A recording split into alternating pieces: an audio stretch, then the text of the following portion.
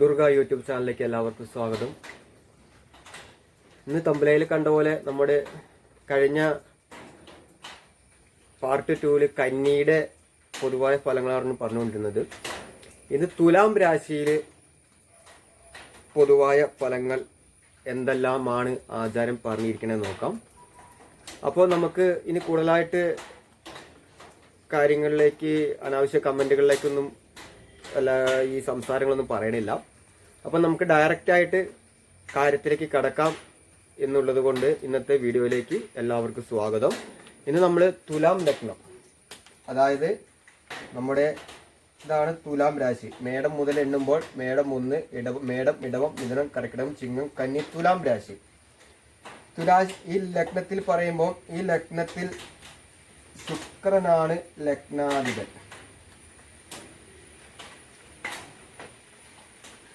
ഈ തുലാം രാശിയിൽ ബന്ധപ്പെട്ടിരിക്കുന്ന നക്ഷത്രങ്ങൾ ഏതെല്ലാമാണ്? നമ്മുടെ കന്നിരാശിയിൽ ചിത്തിര 2 പാദം അവസാനം വന്നു കഴിഞ്ഞു. ഇനി ചിത്തിര 2 പാദം 6 ഡിഗ്രി 40 മിനിറ്റ്, ചോതി 4 പാദം 13 ഡിഗ്രി 20 മിനിറ്റ്. അത് കഴിഞ്ഞ് വരുന്നത് വിശാഖമാണ്. വിശാഖം 3 പാദമാണ്. 3 പാദം അതായത് 10 ഡിഗ്രി. അപ്പൊ ഇതെല്ലാം കൂട്ടുമ്പോൾ നമുക്ക് ഒരു രാശിയിൽ 2.25 നക്ഷത്രം 9 പാദം 30 ഡിഗ്രി എന്ന് കിട്ടണം. അപ്പൊ ഇത് കൂട്ടുമ്പോൾ നമുക്ക് ചോതി 13 ഡിഗ്രി 20 മിനിറ്റ് 4 പാദം, വിശാഖം 10 പാദം 3, ചോതി 4 പാദം, വിശാഖം 10 ഡിഗ്രി അതായത് 3 പാദം വന്നു കഴിഞ്ഞു. അടുത്ത് വിശാഖം ചിത്തിര 2 പാദമാണ്. ചിത്തിര 2 പാദം പറയുമ്പോൾ 6 ഡിഗ്രി 40 മിനിറ്റ് 2 പാദം. ഇതെല്ലാം കൂട്ടുമ്പോൾ നമുക്ക് ഇവിടെ 4, 3, 7, 2, 9 ഇതെല്ലാം കൂട്ടിക്കഴിഞ്ഞാൽ 13, 10, 23, 23, 6, 29, ഈ 60 ഇങ്ങോട്ടേക്ക് എടുക്കുമ്പോൾ 30 ആയി. ഇങ്ങനെ ഇത്രയും നക്ഷത്രങ്ങളാണ്. ചിത്തിര 2 പാദം, ചോതി 4 പാദം, വിശാഖം 3 പാദം, അതായത് 2 പാദം എന്ന് പറയുന്നത് 6 ഡിഗ്രി 40 മിനിറ്റ്. കന്നിയിൽ 2 പാദം 6 ഡിഗ്രി വന്നു കഴിഞ്ഞു. അത് കഴിഞ്ഞ് തുലാം രാശിയിലാണ് ചിത്രേന്റെ 2 പാദം 6 ഡിഗ്രി 40 മിനിറ്റ്. പിന്നെ ചോതി 4 പാദം ഇവിടെയുണ്ട്, അതായത് 13 ഡിഗ്രി ഒരു ഫുൾ നക്ഷത്രം അവിടെയുണ്ട്. വിശാഖം 3 പാദം, അതായത് 3 പാദം എന്ന് പറയുന്നത് 10 ഡിഗ്രി. ഇത്രയും നക്ഷത്രങ്ങളാണ്. ഇനി 1 പാദം, അതായത് വിശാഖത്തിന്റെ 1 പാദം നമ്മുടെ വൃശ്ചികൻ രാശിയിൽ വരുമ്പോൾ ഈ വൃശ്ചിക രാശിയിൽ വരും 1 പാദം. അപ്പോൾ 13 ഡിഗ്രി 20 മിനിറ്റ് ആയി. ഇത്രയുമാണ് ഈ രാശിയുമായി ബന്ധപ്പെട്ടിരിക്കുന്ന നക്ഷത്രങ്ങൾ എന്ന് പറയുന്നത്. അടുത്തത് ഈ രാശിയിൽ ബന്ധപ്പെട്ടിരിക്കുന്ന ഗ്രഹങ്ങൾ ഏതെല്ലാമാണ്? ഈ ഗ്രഹ നിലയിൽ ശനി ഉച്ചനാകുകയും, ശനി ഉച്ചം, അതായത് ലഗ്നാധിപനായ ശുക്രൻ സ്വക്ഷേത്ര ബലവാനാകുകയും ശനി ഉച്ചക്ഷേത്ര ബലവാനാകുകയും നമ്മുടെ രവി നീചനാകുകയും, അപ്പം രവി ശുക്രൻ ശനി ഉച്ചനാകുകയും രവി നീചനാകുകയും ശുക്രൻ ഉച്ചക്ഷേത്ര ബലവാനാകുകയും ഈ 3 ഗ്രഹങ്ങളാണ് ഈ രാശിയുമായി ബന്ധപ്പെട്ടിരിക്കുന്നത്. ലഗ്നാധിപൻ ഉച്ചനാകുന്നത് എവിടെയാണ്? ഈ ലഗ്നാധിപൻ 27 ഡിഗ്രിയിൽ ഈ രാശി ഉച്ചനാകും. ഏത് രാശിയാണ് ഉച്ചനാകുന്നത്? ഓരോ അധിപനും ഓരോ ഉച്ചക്ഷേത്രമുണ്ട്, നീചക്ഷേത്രമുണ്ട്. ഏത് രാശിയാണോ ഈ ലഗ്നാധിപൻ ഉച്ചനാകുന്നത് അതിന്റെ 7ാമത്തെ രാശി 27 ഡിഗ്രി നീചനാകും. അവിടെ ശുക്രൻ സ്വക്ഷേത്ര ബലവാനാകുമ്പോൾ ശുക്രമാണ് നമ്മളുടെ മീനൻ രാശി. അതിന്റെ മീനൻ രാശിന്റെ ഉച്ചക്ഷേത്രത്തിന്റെ 7ാമത്തെ രാശി എന്ന് പറയുന്നത് കന്നി രാശിയാണ്. ഈ കന്നി രാശി 27 ഡിഗ്രി നീചം വരും ഈ കുജൻ എന്ന് പറയുന്നത്. അപ്പൊ ഇത്രയും കാര്യങ്ങളാണ് നിങ്ങൾക്ക് മനസ്സിലായി എന്ന് വിചാരിക്കുന്നു. പിന്നെ ചരരാശിയാണ്, പകൽ രാശിയാണ്, ക്രൂരരാശി എന്ന് പറയും. ക്രൂരരാശി എന്ന് പറയുന്നത് പുരുഷരാശി എന്നും പറയും. ക്രൂരരാശി എന്ന് പറഞ്ഞാൽ പുരുഷരാശി എന്നും പറയും. ശീർഷോദയ രാശിയാണ്, ദീർഘരാശിയാണ്, അതേപോലെ തന്നെ വൈശ്യരാശിയാണ്.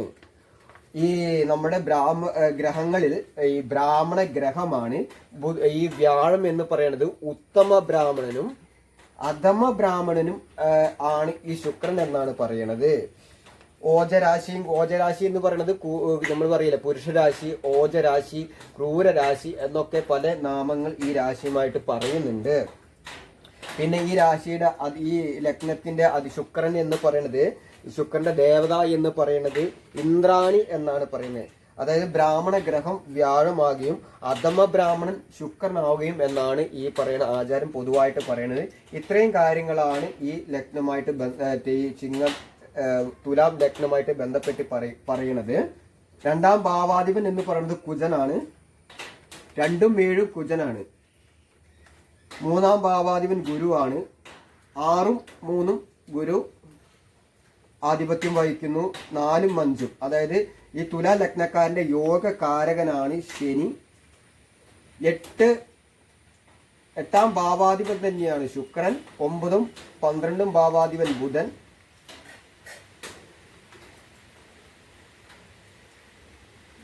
10ഉം 11ഉം 10 ചന്ദ്രൻ, 11 രവി. ഇതാണ് കാലാവസ്ഥ. അതായത് യോഗകാരകൻ ഉച്ചനാകുന്നത് 4ഉം 5ഉം ഭാവാദി ഉച്ചനാകുന്നത് നമ്മുടെ തുലാം രാശിയിൽ ആണ്. അവിടെ 11ാം ഭാവാദിൻ രവി ലഗ്നത്തിൽ തുലാം രാശി ലഗ്നത്തിൽ നീചനാവുകയും ലഗ്നാധിപൻ 27 ഡിഗ്രിയിൽ മീനൻ രാശിയിൽ ഉച്ചനാകുകയും അതിന്റെ 7ാം രാശിയിൽ കന്നി രാശിയിൽ 27 ഡിഗ്രി നീചനാവുകയും ചെയ്യുന്ന രാശിയാണ് എന്ന് പറയുന്നത്. അപ്പോൾ ഇത്രയുമാണ് കാര്യങ്ങൾ പൊതുവായിട്ട് ഗ്രഹനിലയിൽ സൂചന. ഈ നമ്മുടെ രാശിചക്രത്തിൽ ഇത്രയും ഗ്രഹങ്ങൾ ഈ രാശിയുമായി ബന്ധപ്പെട്ടിരിക്കുന്നുണ്ട്. തുലാ ലഗ്നത്തിൽ ജനിച്ചു കഴിഞ്ഞാൽ ആചാര്യം പറഞ്ഞ എന്തൊക്കെ കാര്യങ്ങളാണ് പറഞ്ഞിരിക്കുന്നത് നമുക്ക് നോക്കാം. തുലാ ലഗ്നത്തിനെ പറ്റി പറയുമ്പോൾ ഈ രാശിചക്രത്തിലെ 7ാമത്തെ മേടം മുതൽ നോക്കുമ്പോൾ 7ാമത്തെ രാശിയാണ്. അതുപോലെ തന്നെ തുലാം രാശി എന്ന് പറയുന്നത് നമ്മുടെ ത്രാസിന്റെ രൂപമാണ് ഈ രാശി പെട്ടെന്ന് തിരിച്ചറിയാൻ വേണ്ടി തുലാം ചിങ്ങൻ രാശിയാകുമ്പോൾ സിംഹം വന്നു. അതേപോലെ തന്നെ ഈ തുലാം രാശി വരണ സമയത്ത് നമ്മുടെ ത്രാസിന്റെ രൂപത്തിലാണ് ആ രാശി ബന്ധപ്പെട്ടിരിക്കുന്നത്. അതായത് ചിഹ്നം എന്ന് പറഞ്ഞാൽ ആ രാശിയുടെ ചിഹ്നമാണ്. നമ്മൾ ഓരോ കാര്യത്തിന് ഒരു ചിഹ്നം കൊടുക്കുമല്ലോ, ഓരോ രാഷ്ട്രീയക്കാരെ പോലെ. അങ്ങനത്തെ ഒരു ചിഹ്നം കൊടുത്തിട്ടുണ്ടെന്ന് പറയുന്നത് ത്രാസിന്റെ രൂപത്തിലാണ് എന്നാണ് ആചാരം പറയുന്നത്. ഈ ചരരാശിയും പുരുഷരാശിയും ഓജരാശിയും വായുരാശിയും ശീർഷോദയ രാശിയും ദിനബലരാശിയും ആണ് എന്നാണ് പറയുന്നത്. ചിത്തിര സാമാന്യ നല്ല പൊക്കവും ശരീരവും ഉണ്ടായിരിക്കും. ആകർഷമായ വ്യക്തിത്വമുള്ളവനായിരിക്കും. ന്യായവാദിയായിരിക്കും. എല്ലാ കാര്യങ്ങളും നിഷ്പക്ഷമായി തീരുമാനം എടുക്കാൻ കഴിവുള്ളവനായിരിക്കും. പെട്ടെന്ന് കോപിക്കുമെങ്കിലും ഇവർ പെട്ടെന്ന് സമനില പാലിക്കാൻ കഴിവുള്ളവരാണ്. കാരണം രവി ഇവിടെ ലഗ്നത്തിൽ നീചനാകുകയാണ്. അതുകൊണ്ടായിരിക്കണം ഈ ലഗ്നാധിപൻ ഈ ലഗ്നാധിപൻ ഇവിടെ 2 പാപഗ്രഹം ശനി ഉച്ചനായാലും ഇവിടെ സ്വക്ഷേത്ര ബലവാനായ ശുക്രനായാലും ശനി ഇവിടെ ഉച്ചനാകുകയും രവി ഇവിടെ നീചനാവുകയും ചെയ്യുമ്പോൾ ഈ 2 പാവഗ്രഹങ്ങളായാലും ശനി ഉച്ചക്ഷേത്ര ബലവാൻ കണ്ടില്ല. പക്ഷെ ലഗ്നത്തിൽ വരുന്ന സമയത്ത് കോപിഷ്ഠനാകാം. കാരണം 2 പാവഗ്രഹങ്ങളാണ് ഈ ലഗ്നത്തിൽ ബന്ധപ്പെട്ടിരിക്കുന്നത്. അതുകൊണ്ടായിരിക്കണം ആചാര്യൻ പെട്ടെന്ന് കോപശീലൻ ആയിരിക്കും. കാരണം ലഗ്നത്തിൽ രവി വരുന്ന സമയത്ത് ദീനം കൊടുക്കാം, ശനി രോഗം കൊടുക്കാം. അവിടെ അങ്ങനെ കാരണം ഉച്ചക്ഷേത്ര ബലവാന എന്ന് പറഞ്ഞിട്ടോ യോഗകാരകന എന്ന് പറഞ്ഞിട്ട് കാര്യമില്ല. അതുകൊണ്ടാണ് ആചാര്യൻ ഈ ദേഷ്യം കോപം എന്ന് പറയണത്. അതാണ് പറഞ്ഞത്, പെട്ടെന്ന് കോപിക്കുമെങ്കിൽ ഇവർ പെട്ടെന്ന് സമനില പാലിക്കാൻ കഴിവുള്ളവരാണ്. വേഷഭൂഷാദികളിലും ആഡംബരത്തിൽ ഇവർക്ക് പ്രത്യേക താല്പര്യമുണ്ടാകും. കാരണം ശുക്രൻ എന്താ പറയാ, ഈ സുഖദ്രവ്യങ്ങൾ വേഷഭൂഷാദികളിലും ആഡംബരപ്രിയനാണ്. സമ്പത്തിന്റെ കാരകനാണ്. സുഖദ്രവ്യങ്ങളുടെ കാരകത്വമുണ്ട്, പുഷ്പങ്ങളുടെ കാരകത്വമുണ്ട്. അങ്ങനെ ഇത്യാദി കാര്യങ്ങൾക്കൊക്കെ നല്ല ഒരു എന്താ പറയാ നല്ലതുപോലെ ഈ ഇവർക്ക് പ്രത്യേക താല്പര്യം ഉണ്ടാകും എന്നാണ് ആചാരം പറഞ്ഞിരിക്കുന്നത്. പരോപകാരി ആയിരിക്കും, രാഷ്ട്രീയത്തിനും താല്പര്യമുണ്ടാകും, ബുദ്ധി ശക്തിയുള്ളവനും പ്രതിഭനും ആയിരിക്കും, ആളുകൾ തമ്മിലുള്ള അഭിപ്രായ ഭിന്നത ഒതുക്കി തീർക്കുന്നതിന് ഇവർക്ക് പ്രത്യേകം കഴിവ് ഉണ്ടായിരിക്കും. തുലാം രാശിയുടെ അധിപൻ ശുക്രൻ ആയതുകൊണ്ട് ശുക്രന്റെ സ്വഭാവമായ സൗമ്യത, അന്തസ്, ആഭിജാത്യം, സന്തോഷം എന്നീ ഗുണങ്ങളെല്ലാം തുലാം രാശിക്കാർക്ക് ഉണ്ടാകും. കാരണം അന്തസ്, ആഭിജാത്യം, സന്തോഷം എല്ലാം ഈ ശുക്രൻ അതിൻ്റെ ഒക്കെ കാരകനാണ് എന്ന് പറയുന്നത്. അപ്പോൾ അതുകൊണ്ടാണ് ഈ ലഗ്നത്തിൽ ജനിച്ചു കഴിഞ്ഞാൽ ഗുണദോഷ മിശ്രമായിട്ടാണ് പറയുന്നത്. പരിപൂർണ്ണ എല്ലാ രാശിക്കും അതിൻ്റെതായ കുഴപ്പങ്ങൾ പറയുമ്പോൾ മീനൻ രാശിക്കും കന്നി രാശിക്കും മാത്രമേ ആചാര്യൻ ഒരു എന്താ പറയുക ഒരു കണിക പോലും തെറ്റില്ലാത്ത രീതിയിൽ കാര്യങ്ങൾ പറഞ്ഞിരിക്കുന്നത്. തുലാരാശിയിൽ പറയുമ്പോൾ തുലാം ഈ കാരണം ശനി ബന്ധപ്പെടുന്നുണ്ട്, രവി ബന്ധപ്പെടുന്നുണ്ട്, കുജൻ ഇവിടുന്ന് ലഗ്നത്തിൽ ഇവിടെ 7 നിൽക്കുകയാണെങ്കിൽ ഇവിടെ നിൽക്കുമ്പോൾ ഈ ലഗ്നത്തിലേക്ക് കുജന്റെ ദൃഷ്ടി വരുന്നുണ്ട്.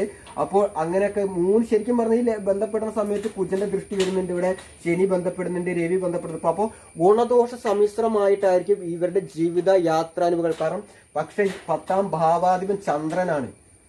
10ാം ഭാവം ചന്ദ്രൻ എന്നൊക്കെ പറയുമ്പോൾ പത്തുമായിട്ടൊക്കെ ബന്ധപ്പെടുമ്പോൾ തീർച്ചയായിട്ടും ഞാൻ കഴിഞ്ഞ ഒരു സിനിമയുടെ ഒരു കാരകത്വമുള്ള 2 പേരുടെ ഗ്രഹനില കിട്ടിയിരുന്നു. ഈ ശുക്രൻ ഈ ലഗ്നാധിപൻ 10മായിട്ടൊക്കെ ബന്ധപ്പെടുമ്പോൾ കർമ്മഭാവം പുഷ്ടി, ഞാൻ പറഞ്ഞ സിനിമാ മേഖല, ആർട്ടിസ്റ്റ്, അങ്ങനെ ഇത്യാദി ബിസിനസിന്റെ കാരകത്വമുണ്ട്, ആർട്ടിസ്റ്റ്, സ്റ്റേജ് പ്രോഗ്രാം ഇത്യാദി കാര്യങ്ങൾക്കൊക്കെ ഈ ശുക്രൻ ലഗ്നാധിപനായ ശുക്രൻ 10മായിട്ട് ബന്ധപ്പെടുന്നുണ്ട്. അതുമാത്രമല്ല ലഗ്നാധിപൻ ഈ ലഗ്നം എണ്ണുമ്പോൾ 1ാം ഭാവം, 2ാം ഭാവം, 3, 4, 5, 6, 7, 8ഉം 1ഉം തമ്മിലുള്ള ബന്ധം ദീർഘായുസിനെ സൂചിപ്പിക്കും. ഇവിടെ ഒരു കാരണവശാലും 8ന് ശുക്രൻ ഉണ്ട് കാരണം നിങ്ങൾ ഭയപ്പെടേണ്ട, നക്ഷത്രം ബലവാന 8ഉം 1ഉം തമ്മിലുള്ള ബന്ധം ദീർഘായുസ് എന്നാണ് പറയണത്. തുലാരാശി ശനിയുടെ ഉച്ചരാശിയാണ്. ആ ഇഷ്ടസ്ഥാനത്ത് നിൽക്കുന്ന ശനി ദൃഷ്ടി ഉണ്ടായാൽ ഇവർ ആത്മീയ കാര്യം, അത് ഈ തുലാം രാശി ശനി ഉച്ചക്ഷേത്രം ആയതുകൊണ്ട് ഈ ശനി ലഗ്നത്തിലേക്ക് ദൃഷ്ടി ചെയ്യുമ്പോൾ ആത്മീയ കാര്യങ്ങളിൽ താല്പര്യമുണ്ടാകും എന്ന അലസതയും കൊടുക്കും എന്നുള്ളതാണ്. അവിടെ ഉച്ചക്ഷേത്രം, ഇവിടെ യോഗ കാരകന എന്ന് പറഞ്ഞിട്ട് കാര്യമില്ല. കാരണം രവി ഇവിടെ നീചനാകുന്നുണ്ട്. അപ്പോൾ ബന്ധം 2 വന്നില്ലേ, അവിടെ ശുക്രൻ സ്വക്ഷേത്ര ബലവാനാകുമ്പോൾ ബന്ധം 3 വന്നു. അപ്പോൾ അങ്ങനെ ഈ ആത്മീയ കാര്യങ്ങൾ ശനി ബന്ധപ്പെടുമ്പോൾ ഉള്ള കാര്യങ്ങൾ ആചാരം പൊതുവായിട്ട് പറയുന്നുണ്ട്. രാശിക്കാരുടെ അഷ്ടമാധിപൻ ശുക്രൻ ആയതുകൊണ്ട് ഇവരുടെ എല്ലാ വിഷമതകൾക്കും പ്രശ്നങ്ങൾക്കും കാരണം ഇവ തന്നെയായിരിക്കും. ദീർഘായുസ് ഉണ്ടാകും. കാരണം ലഗ്നാധിപൻ തന്നെ 8ാം ഭാവാധിപനായതുകൊണ്ട് ഇവരുടെ പ്രശ്നങ്ങൾക്ക് ഇവർ തന്നെ ഉത്തരവാദികളായിരിക്കും എന്നാണ് ആചാരം പറയുന്നത്. അതുകൊണ്ടാണ് ഇവർക്ക് തന്നെ ഏത് പ്രവൃത്തിയും തോൽവിയും പ്രശ്നമാകാതെ തുറന്നുകൊണ്ടു പോവുകയും അവസാനം വിജയം കണ്ടെത്തുകയും ചെയ്യും. ഏത് പ്രതിസന്ധിയിലും സത്യത്തിലും നീതിയിലും ഉറച്ചു നിൽക്കുകയും ഇവർക്ക് സ്ത്രീകളോട് കൂടുതൽ ആഭിമുഖ്യം, അവരോട് അടുത്ത് പെരുമാറുന്നതിന് താല്പര്യം വർദ്ധിച്ചിരിക്കും ചെയ്യും. ഇവർക്ക് കലാ നൈപുണ്യമുണ്ടാകും. അതുകൊണ്ടാണ് ഞാൻ പറഞ്ഞത് സ്റ്റേജ് പ്രോഗ്രാമായിട്ടൊക്കെ ബന്ധപ്പെട്ടിരിക്കുന്ന ആളിതാണ് ശുക്രൻ. ലഗ്നത്തിലൊക്കെ പവർഫുൾ ആയിട്ട് നിൽക്കും. 10ാം ഭാവത്തിലൊക്കെ ചന്ദ്രന്റെ രാശി, അതായത് കർക്കിടക രാശിയാണ് ഈ ലഗ്നത്തിൽ 10ാം ഭാവാധിപൻ എന്ന് പറയുന്നത്. അവിടെയൊക്കെ ബന്ധപ്പെടുമ്പോൾ കലാ നൈപുണ്യം ഉണ്ടാകും എന്നുള്ളതും കൂടിയാണ് പറയാനുള്ളത്. അതേപോലെ പൊതു കാര്യങ്ങൾക്ക് സുഖഭേദ വസ്തുക്കൾക്കും വേണ്ടിയും ധാരാളം പണം ചിലവാക്കും. സുഗന്ധ വസ്തുക്കൾക്ക് വേണ്ടിയും ആഡംബര ജീവിതത്തിനും വേണ്ടിയിട്ട് ധാരാളം പണം ചിലവാക്കും എന്നാണ് പറഞ്ഞത്. വശ്യമായ പെരുമാറ്റം തുലാരാശിക്കാരുടെ പ്രത്യേകതയാണ്. കാരണം സ്ത്രീ രാശിയാണ്, സ്ത്രീ പരിപൂർണമായിട്ട് സ്ത്രീ ഗ്രഹമാണ് ഈ ശുക്രൻ എന്നും. അതുകൊണ്ട് ത്രൈണതയോടുകൂടിയുള്ള സംസാരങ്ങൾ ഉണ്ടായിരിക്കും എന്നാണ് പറയുന്നത്. എല്ലാവരും വളരെ ഇഷ്ടപ്പെടുന്ന ഇവരുടെ കുടുംബജീവിതം സന്തോഷപൂർണമായിരിക്കും. എല്ലാവരോടും ഇവർക്കുണ്ടാകുന്ന അടുപ്പം പെട്ടെന്ന് ഇല്ലാതാകുന്നു. തുലാം രാശിക്കാർക്ക് ഭർത്താവോ ഭാര്യയോ ആരായാലും പുരുഷ സ്വഭാവമായിരിക്കും. കാരണം എന്താ നോക്കൂ, ലഗ്നത്തിന്റെ 7ാം ഭാവാധിപൻ എന്ന് പറയുന്നത് കുജനാണ്. കുജൻ 7ലേക്ക് ദൃഷ്ടി ചെയ്യുന്നുണ്ട്. രവി ഇവിടെ നിൽക്കുമ്പോൾ രവിയും ബന്ധപ്പെടുന്നുണ്ട്. കാരണം ശനിയുടെ ദൃഷ്ടി 7ലേക്ക്, ലഗ്നാധിപന്റെ ദൃഷ്ടി 7ലേക്ക് വന്നു കഴിഞ്ഞാലും രവി ഇവിടെ നിൽക്കുമ്പോൾ രവി നീചനാവും. ഇവിടെ നിൽക്കുമ്പോൾ രവിയുടെ ദൃഷ്ടി. അപ്പൊ ഇവിടെ നോക്കൂ, ഒരു 7ാം ഭാവത്തിൽ ഒരു കുജൻ അവിടെ ആകുമ്പോൾ പുരുഷ സ്വഭാവം ആയിരിക്കാം സാധ്യത ഉണ്ട് എന്നാണ് ആചാര്യം പറഞ്ഞത്.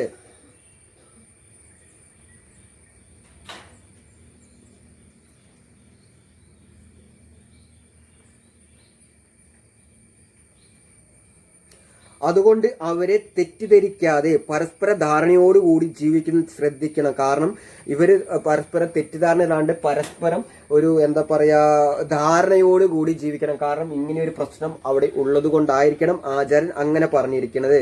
ഇവർക്ക് ഉത്തമ സന്താനങ്ങളും സന്താന സഹായങ്ങളും ലഭിക്കുന്നതാണ്. കാരണം സ്ത്രീകളോട് കൂടുതലുള്ള അടുപ്പം കുറയുന്നത് നല്ലതാണ്.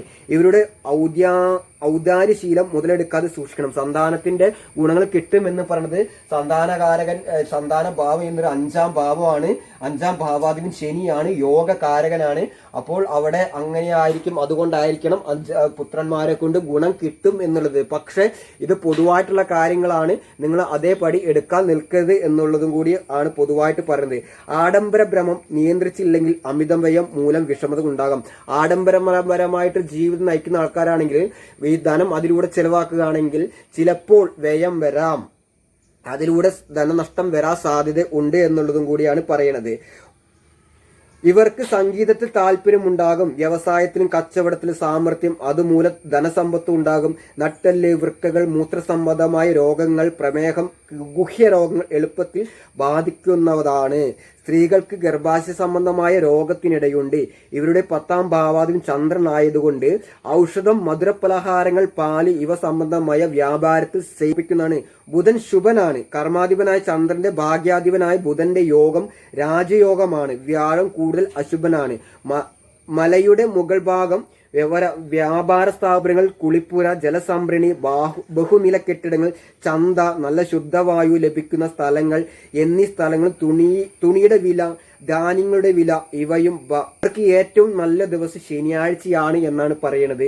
ജാതകത്തിൽ ആദ്യത്തിന് ഇഷ്ടസ്ഥിതി ഉണ്ടെങ്കിൽ ഞായറാഴ്ച ഭാഗ്യ ദിവസം ഉണ്ടായിരിക്കും. 3ാം ഭാവാധിപനായ വ്യാഴത്തിന്റെ 6ാം ഭാവാധിപത്യം ഉള്ളത് കൊണ്ട് സഹോദരങ്ങൾ ശത്രുക്കളായിരിക്കും. ബുധനാഴ്ച സമ്മിശ്ര അനുഭവം നൽകും. നല്ല നിറം നീലയാണ്.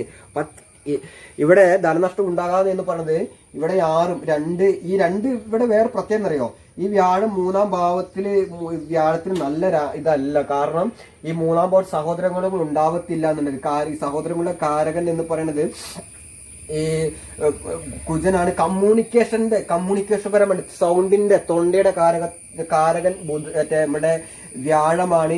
ബുധൻ കമ്മ്യൂണിക്കേഷന്റെ കാരകനാണ്. ബുധനും ഇതൊക്കെ ബന്ധപ്പെടുമ്പോൾ ഞാൻ പറഞ്ഞ സിനിമ ആർട്ടിസ്റ്റ് കമ്മ്യൂണിക്കേഷൻ പരമായിട്ട് സിനിമ മേഖല, ഡാൻസ്, നേവി, ടീച്ചിങ് മേഖല. കാരണം ഒരു പണ്ഡിതന്റെ രാശിയിലാണ് ഈ ശുക്രൻ രണ്ടുപേരും 10ാം ഭാവത്തിലൊക്കെ ബന്ധപ്പെടുമ്പോൾ കലാ നൈപുണ്യം ഉണ്ടാകും. അതേപോലെ തന്നെ നമ്മുടെ 3 ഉപജയ രാശിയാണ്. അതുകൊണ്ട് 3ാം ഭാവം വ്യാഴത്തിന് നല്ലതല്ലെങ്കിലും ഈ വ്യാഴം ഈ 3 ഉപജയ രാശിയാണ്. വലിയ ദോഷം കൊടുക്കരുത്. 3ാം ഭാവം രോഗസ്ഥാനമാണ്, സർവീസ് മേഖലയാണ്. 6, 8, 12 ഈ വ്യാഴം ഇവിടെ നിൽക്കുമ്പോൾ 12ലൊക്കെ നിൽക്കുമ്പോൾ ഈ 3, 6, 12 നിൽക്കുമ്പോൾ ആതുര സേവന എന്നാണ്. ആതുര സേവനത്തിലൂടെയും നമ്മുടെ ഈ ആയുർവേദപരമായിട്ട് ഇലവർഗ്ഗങ്ങള്, മരുന്നുകള്, പച്ചമരുന്നുകള്, ഈ കുജൻ അങ്ങനെയുള്ള ചന്ദ്രന് അങ്ങനെയുള്ള ഇതിലൊക്കെ ബന്ധപ്പെട്ടിരിക്കുന്ന നല്ല ഗുണങ്ങൾ കിട്ടും.